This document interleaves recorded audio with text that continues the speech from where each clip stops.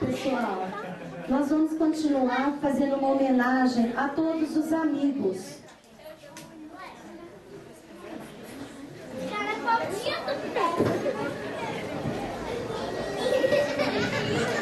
Difícil querer definir amigo.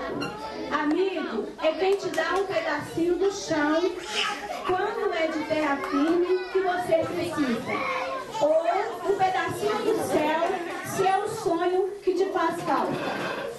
Amigo é aquele que te diz, eu te amo, sem qualquer medo de má interpretação.